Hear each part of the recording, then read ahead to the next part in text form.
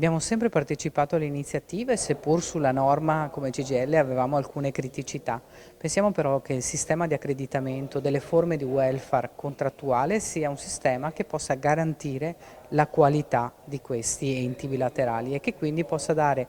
un aspetto di regolarità maggiore e di trasparenza maggiore a tutto il sistema della bilateralità, che nel Veneto è da sempre molto strutturato, ma che ogni tanto vede delle incursioni anche da parte di enti non qualificati e di cui le prestazioni sono l'ultima degli obiettivi, per cui riteniamo importante discuterne soprattutto, l'abbiamo sempre fatto, siamo stati sempre presenti perché pensiamo di poter dare un contributo anche nel migliorare alcuni aspetti che per noi sono critici